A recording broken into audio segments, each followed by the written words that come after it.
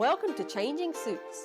We're your hosts, Val and Taj, discussing the latest news, views, and general life for us Western Asians. Follow us on Instagram and Facebook, changing_suits, and subscribe so you never miss an episode.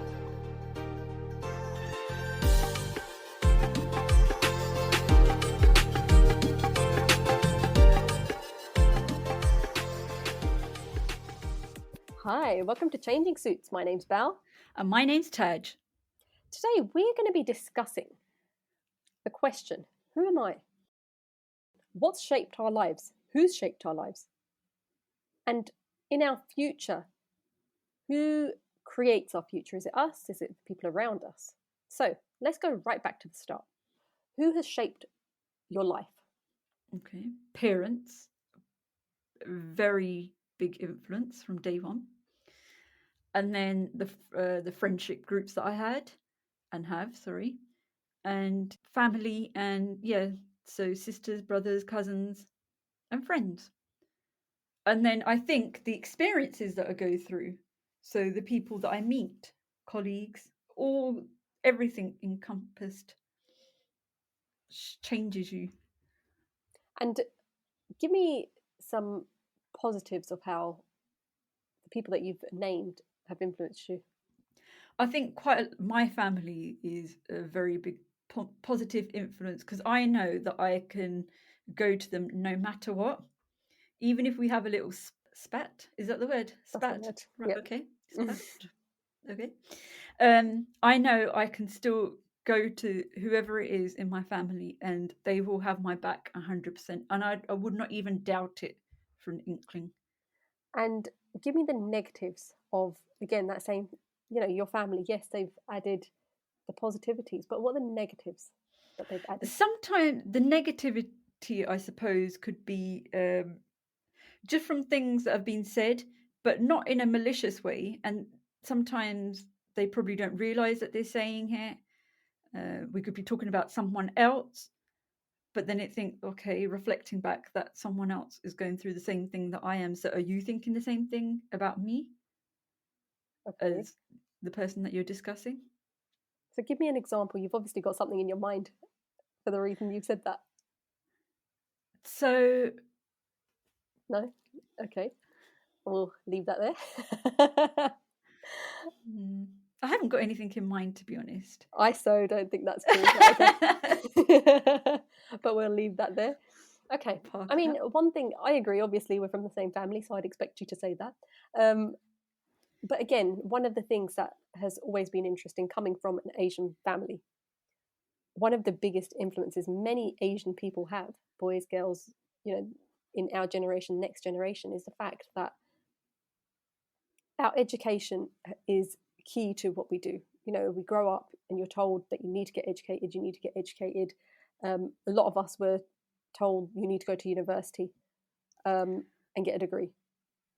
I wouldn't say we were told. We were given the choice. I'd rephrase that. Okay. Fair enough. Okay, fine. It was go to university or get married to the death penalty. And forget that. I'm going to university. I'll do I ain't getting married. Okay, but on that point, I don't know. I don't think we were given that choice. Was that the choices? I suppose it was. Remember about you used to, yeah. But I've realised throughout doing all this podcast, we lived in the same house but in different worlds. Yeah, no, I've got that. But yeah, now thinking about it, I mean, I know this sounds ridiculous, but then at that point, what other choices were there? I know that sounds so... Wait a second, let me finish my sentence for a second. At that point in our lives, back then, you would have thought, okay, it's either education or getting married. What other choice is there? Let me finish. However, now, coming out on the other side, there are other things. You can go to work, you can travel the world, you can do all this sort of stuff, but those things were not promoted, right? Probably because our parents didn't know that themselves. What, that you could travel the world? That there were other choices. What other choices were there? The ones that ones that you just said. Okay, no, I got that. Don't worry, I didn't forget in 2 seconds. I was just making sure that we're on the same page. Okay, fine. There were no other secret choices, but there are loads of choices. But this is the interesting thing. It's a case of where do you want your life to go? Now, I went on holiday a while back, and me and my husband went, and it was interesting. The people that we were surrounded by were people that had travelled a lot. They were living in different places for this many years, and then they moved on and da, da, da. But one thing that became really apparent was, I don't want this to sound really hippie, but they were always trying to answer this question: who am I? Look for that answer. And I felt like when I was there, despite the fact that, because all of us, in an ideal world would be like, yeah, I want to travel the world. But these people had traveled the world, and they were still in a place where I felt like they weren't happy. They weren't content. I mean, I suppose none of us are really content, but I just felt like there was something still missing with a lot of those people that I was around. Absolutely fantastic people, lovely people. They, we had a good laugh, but I felt like that was one thing they just hadn't been able. So I want to ask you, actually, just traveling the world. So why do you think people travel the world? Well, I'd want to travel the world because. But why? Why? Because I'd want to sort of see what other cultures, different nature, and the world's an amazing place. I mean, I am bumped into there's this man and woman that I see going. They live not too far from us, and then I saw them in Sainsbury's, not Tesco's this time. You live in a brilliant world. I thought you saw them in a rainforest or something like that, but you saw them in Sainsbury's. It sounds like you spent a lot of your time in shopping centres. Shopping centres. Well, to be fair, it was outside of Sainsbury's, so no. Oh, wild! Yeah. But anyway, I did because I'd seen them a few times, and they're like they're in their 50s, and they're always together. They're either on their bikes together, they're walking around together. It's pretty cute, right? So I had decided, I was walking past, I was going to go into Sainsbury's, and I went past them. I was like, you know what? I'm going to talk to them because I obviously had a bit of time on my hands. So I was like, okay, let's go talk to them. So I did. I introduced myself, and I was like, look, I see you walking around.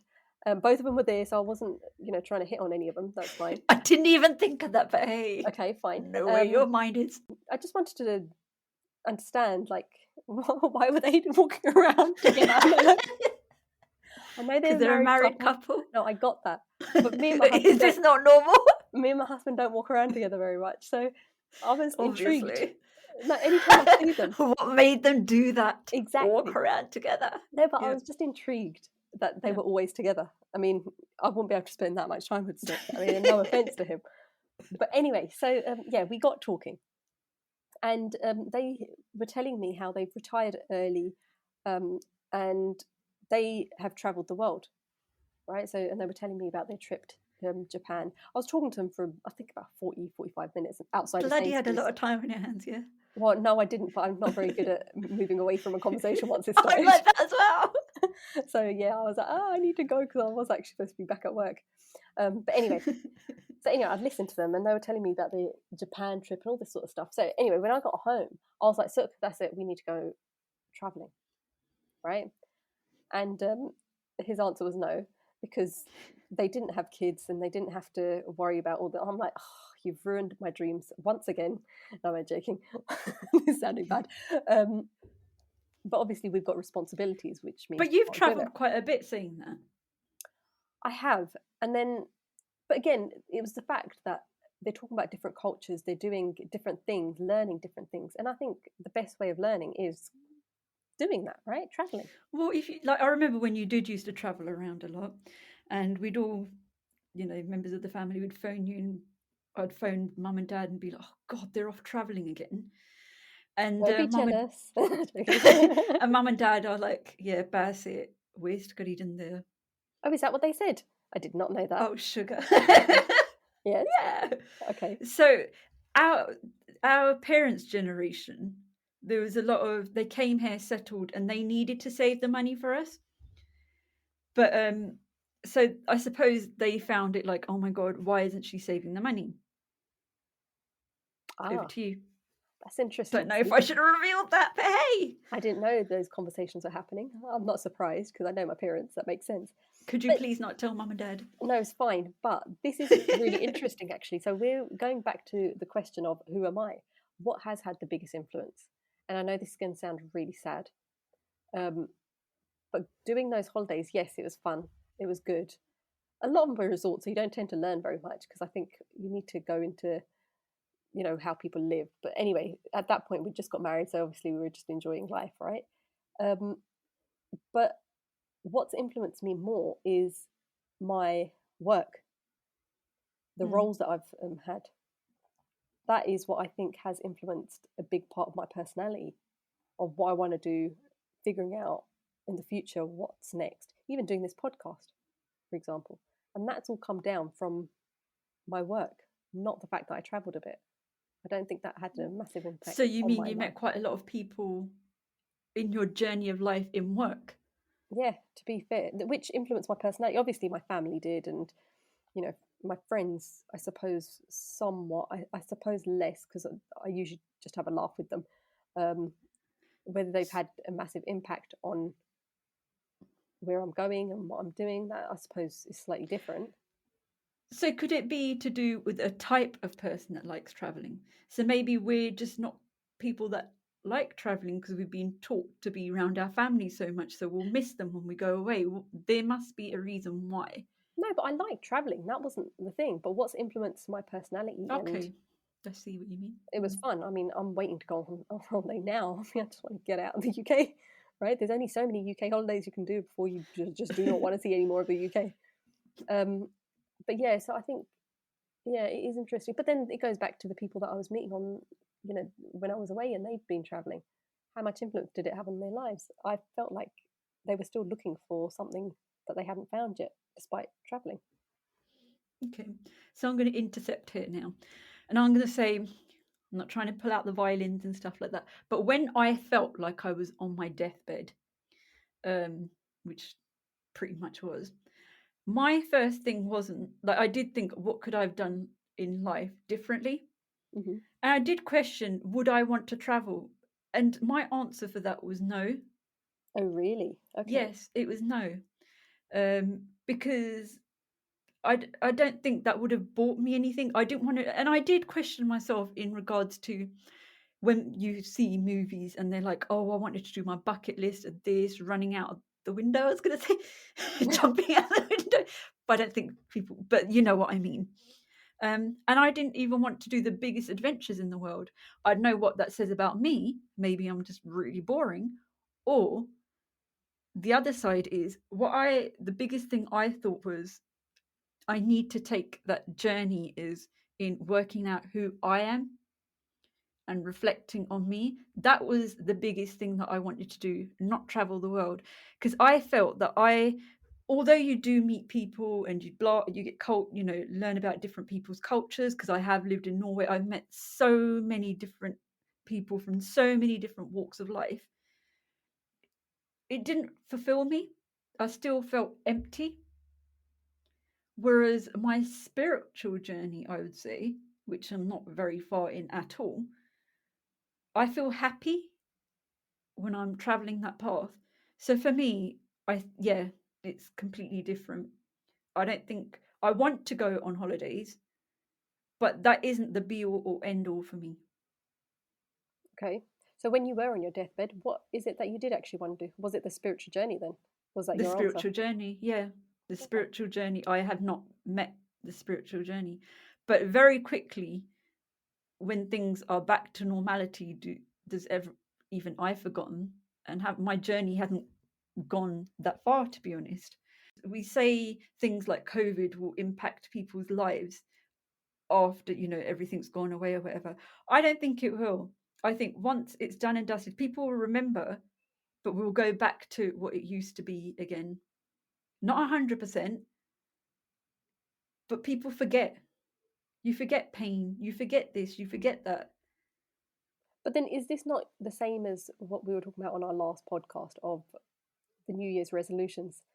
In fact, it was the same conversation we were having. Yeah. You forget. But then the whole thing is, it's who's it down to make sure you don't forget? Yourself. No, you have to be accountable for yourself. Yeah. So if that was what you felt like, go on. But reflecting back on our conversation, our last podcast, it was a case of, when you're accountable to someone else, you're willing to do it more. If you've got to answer up to, like, for example, I used to go walking in the mornings with a friend in the week, and if I didn't do it, I felt the most guilty person in the world if I missed a day. But whereas if I missed it alone, I didn't feel so guilty.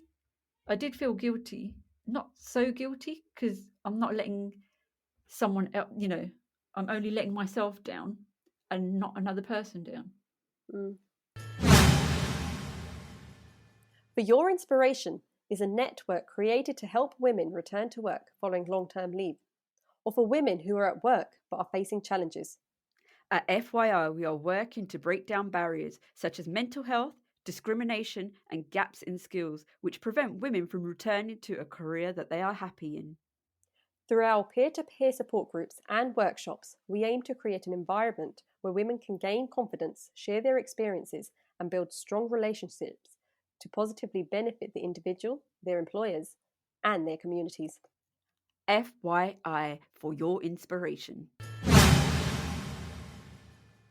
One thing I did want to touch on was education, because I think, what's my one regret?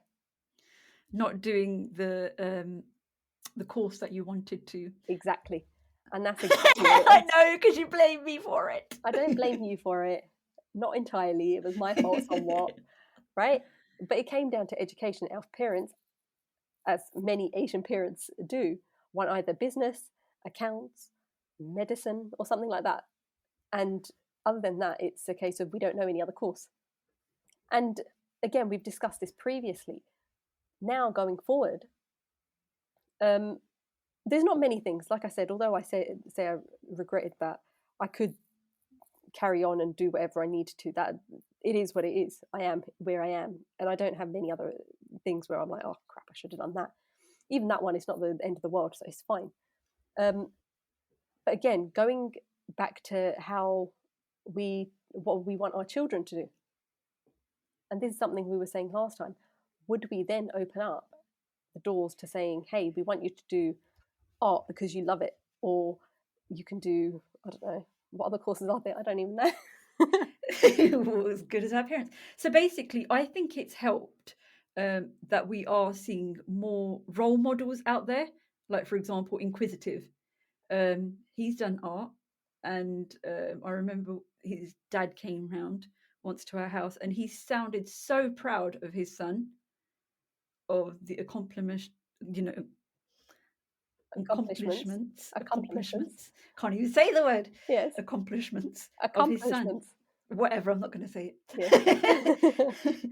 So I think that's good that we've got these role models now. With myself, I want to encourage my children to go into things that they enjoy, whereas my husband is more of the, I don't know, could you say sensible or sensible? Yeah. Sorry, I don't know why I laughed at that. Yeah, go on. But more of the, let's be more realistic. Not realistic, that's the wrong word to be. Go on. What are you trying to say? So basically, he wants the kids to do maths, business, basically what our parents wanted us to do, because his angle on it is that you'll get money doing that. What will you do as an artist? Become an art teacher? Well, ask Inquisitive. I'm pretty sure he's happy. Well, that is what I keep pointing out. But that is just one artist that we know. There are a few others, but you have to be the best of the best. Yeah, but the other thing is, forget this whole art. There are more ways of making income than just this one thing. A lot of the successful people are the ones that have multiple streams of income, right? Well, this is not something amazingly, but I remember when I used to live in Norway, there used to be a guy that used to make money, or should I say get food. He used to go around to the different shops and see if there were any things that were off date. Oh and God. They used to, I don't know if they used to pay him or you used to give him, I've got a feeling it was payment. And in the end, they started to, or did they give him food? But anyway, in the end, I think he got a job where he used to go to different stores and pick out if there was anything off date. Okay. Saying there are different ways of having jobs. I mean, YouTube stars, there's so many. I can see you're very confused by the out of date person, but I'm just saying there are different ways sorry. out of the box. Okay, so this person used to go around to stores and just find out of date. And what did they do Yeah. with those products? They would have chucked them away, I hope. So were they employed by the... No, he was just a random guy that used to go around looking for these products. I think I want that job. It doesn't sound too hard. But like, for example, these YouTube stars that make their whole living out of YouTube, it's something different. But again, you have to be good at what you do. But then you could say that for business, maths, or whatever. It's funny how, do you not think we've just hit a total Asian way of how our parents looked at it? The question of where we started was, who am I? And we have completely turned this into, what job have we got? That's because we've almost been programmed that way.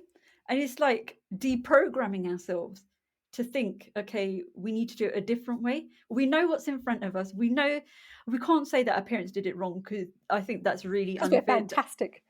No, they done what they thought was right. So I would never put down my parents. Credit to them. No, I'm taking. But they didn't know what was out there, so you can't blame them. And hold on. But we're having the same conversation though. You can't blame him, but we're doing exactly the same thing. So you can't blame him because we're doing it too. So the question is, how do we decode that, what is being programmed into us? But the thing is, a large proportion of our lives we spend at work. Of our day is spent at work, right? Yeah. So that's why it tends to come back to how you make an income as to who am I. Yeah, that is true. So should we step away from that and talk about self-love? There was one thing actually that did. There was a message that our brother-in-law sent to us a few days ago.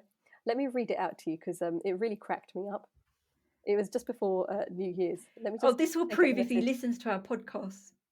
Oh, he does. Don't worry. Let me find the message. Give me 1 second. So the message I'm going to read out was, I don't want to end this year on bad terms with anyone. Everyone, say sorry to me.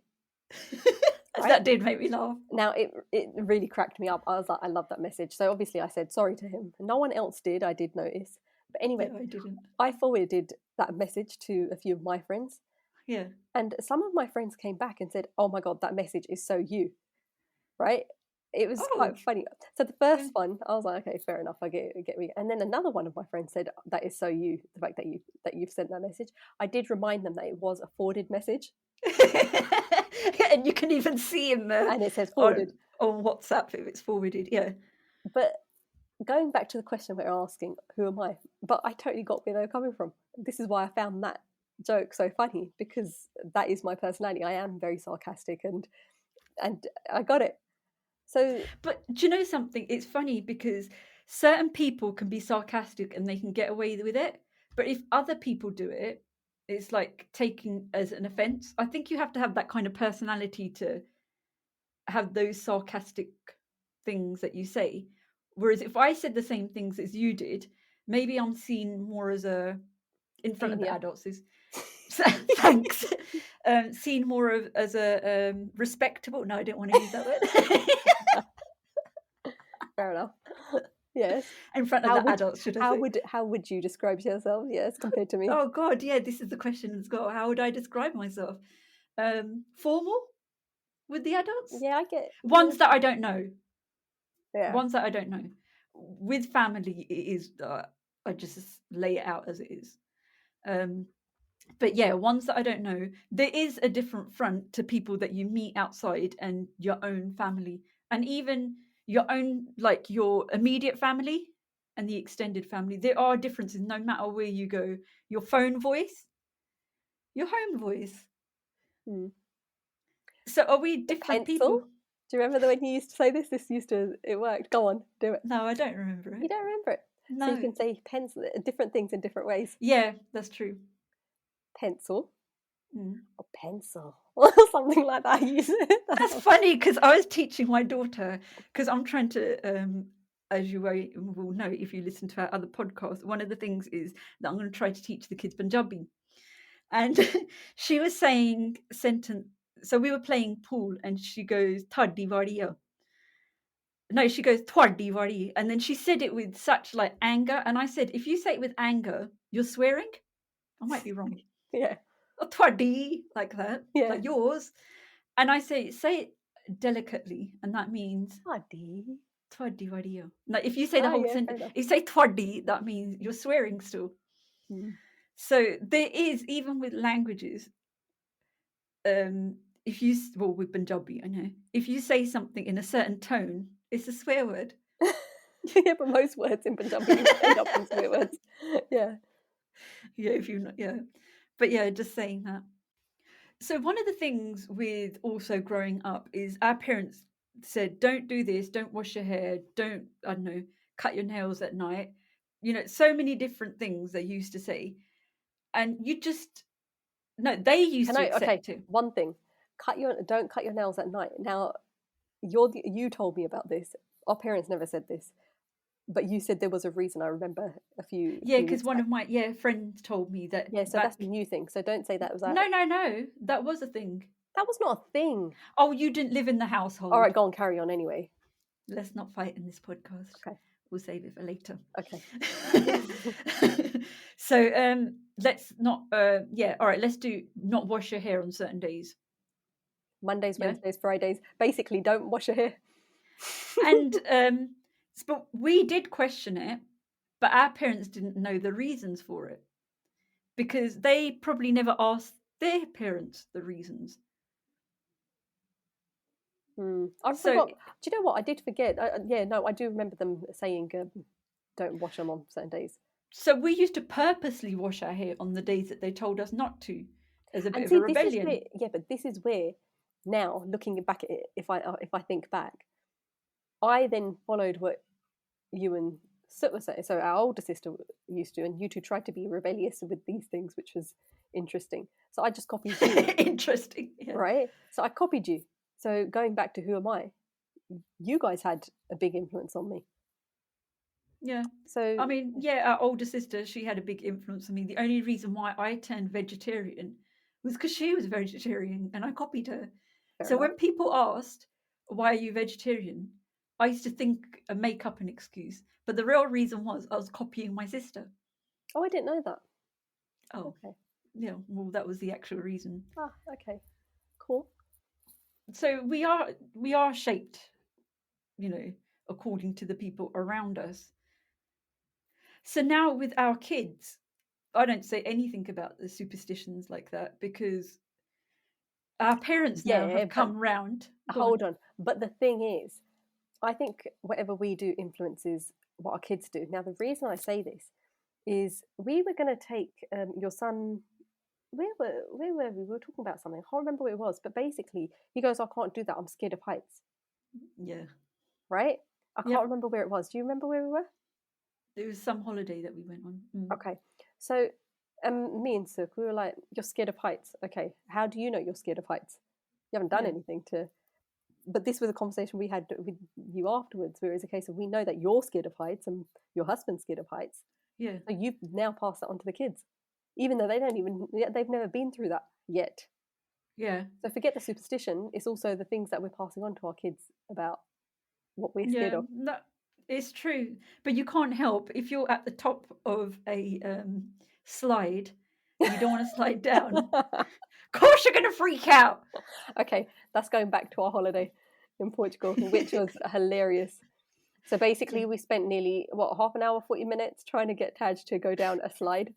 And let me just tell you now, she did not go down that slide. Did you go down that slide? No way. You didn't go down that slide. No. That was a complete waste of 30, 40 minutes. I would have been well happy if. But yeah, it wasn't a waste for you lot, because you lot were laughing at me. Yeah, it was quite funny. It was pretty funny at the bottom. And it has made a lot of rounds, as in storytelling. Yeah. So, hey. I'll tell you one thing actually. So on the heights thing, we went to Goape a few weeks ago with the kids. And basically, I was shocked that my daughter, who's 5, did some of the stuff and she was fine with it. But I was behind her and I was freaking out. And I was like, so I've done the bungee jump. I've done what do they do when what they call it when you jump out of a plane? Skydive. Skydive. I've done all that stuff in my younger days, but now I've got older. Heights are really freaking me out. So at that Go Ape obstacle course, this was the kids version, right? I don't know if it's more because I was having to look after her that I was freaking out, but I felt like I'm not. Yeah, I can't take the heights as much as I could before. But I swear on the adult one, when I was by myself, I was fine. I don't know, but anyway, it was very stressful. Maybe age thing. Yeah. I think so. I was so out of energy by the end of it. I'll tell you that much. But anyway, let's move on from that. So reeling back to what we were talking about before. So we used married, death penalty, whatever. But what? Wait. I know what you're talking about. You can't say marriage, death penalty to our listeners who might not understand your sense so basically it was getting educated or getting married, which in our eyes was like no way. But anyway, so our parents, as we were growing up, whatever we wanted to do, it was like, don't worry, do that once you're married. Don't worry, do that once you're married. Don't do it on our grounds. Do like it when what? you're married. So we wanted to get a pet, and it was like, no, don't get a pet. Once you're married, you can get a pet. So that's just one example of that. But why? Why would they say that? Because they didn't want the headache of doing it themselves, and it was like, when it's on your head, you'll have to do it. Yeah, but that's fair enough, though, isn't it? No, but that's just a small little minor example, and there were things in life. Come on, you must have come across it, but I won't 100% know because you used to live on a different planet. Yeah, I know. I got that. You say that every podcast. Now I'm actually thinking that I was adopted. Like, I get that. They wouldn't adopt a girl. Whoa! All right, that's another podcast. Man, can I think of anything? No. But it did happen. So let's just move on from there because I'm right and you're wrong. And there's nothing you can do about it. Exactly. Yes. So another thing that basically once you got married, everyone has little things that go on in their families, little arguments or whatever. And one of the things that we used to hear a lot of was ek chop so sok. So one stays quiet and basically there's peace for loads or hundreds. Now, being taught that means that you'll kind of stay quiet in situations that are really out of order. Yeah.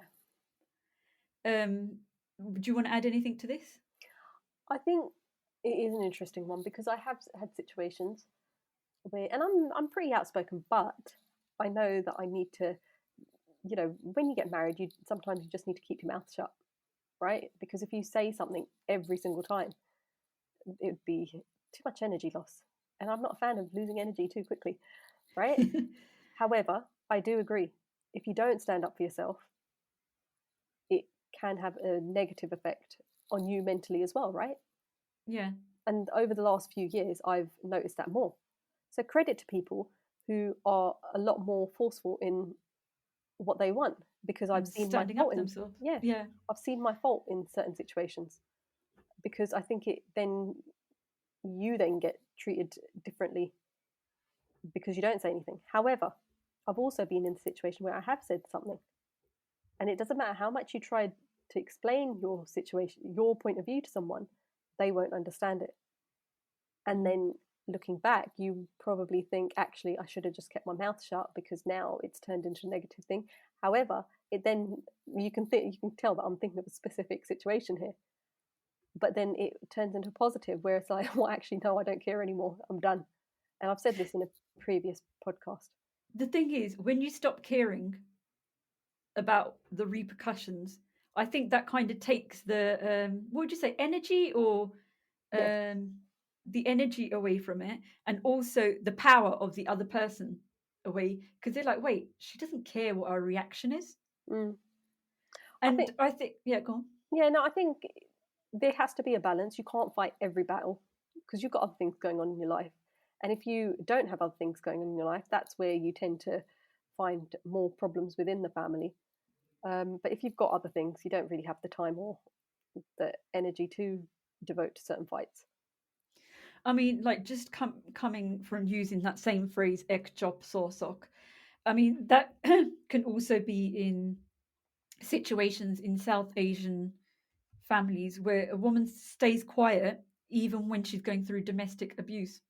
Because that one person staying quiet will mean that the family can continue and just act like it is and just carry on with the situation.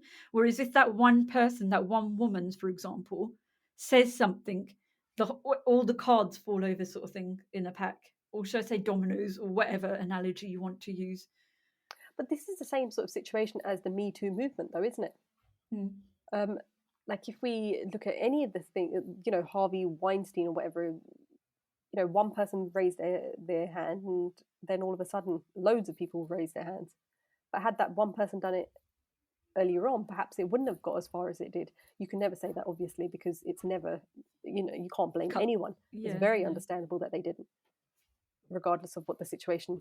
That's fine. So potentially, had that one person said something, perhaps it wouldn't have carried on. But you can't blame anyone, because when you're going through something so personal, whether it's the domestic abuse within the South Asian community, or whether it's within the Me Too movement, these are very, very, very serious things that are going on. So for anyone to judge it, only that person that's going through it will ever understand how they feel and what the situation is about. Because there's, as we know, there's situations where it's not even just the partner that's abusing the woman, or vice versa. It could be the whole family doing it. Mm. And it's very hard. And this is a topic that we'll touch on in the future, where, especially with the pressures of what's happening in the Asian community, it's very hard sometimes to voice your opinion. I think also, for example, if we're talking about how important it is if you've got mental health issues, or not issues, even for your mental health, you should go and see someone that could support you, a well-being coordinator, etc., etc. I think we've mentioned again before, maybe if you go to someone that doesn't understand your background and they might say, cut off, do this, and you think to yourself, how am I meant to do that? You can't see the wood from the trees. But so going back to what our initial question is of who am I? Oh God. We've really gone down a different road, and there's going to be people who are going through domestic abuse and whatever, all these sort of things. So to answer who am I, how are we now relating that back, would you say? I mean, I remember I don't know where it was, some sort of group thing or whatever, not a hippie group thing, but not that there's anything wrong with that. There is nothing wrong with that. No, I'm a big fan. Go on. So one of the things that they said was, sit there, look in the mirror, and ask that question to yourself: who am I? Who am I? Can you answer who am I? And to be honest, I don't think I can. But the thing is, what you've got to understand is, it's not a one word or one sentence answer. That is true. We are not personified, or we're not one sentence. We are a human being who is always learning, and we should be learning. Evolving, so what I was yesterday, I won't have been today. I would have learned something, hopefully, today. I can't think of anything. So wait, answer this then. If someone asks you, tell me a bit about yourself, what would you say? I'd go down my career path. That would be the main thing. My family status of, I'm the elite. Elite, yes. So yeah, I'd answer that. Whether it's about my personality, I could probably take out a few words. Like what? Well, we already understood that it was sarcasm.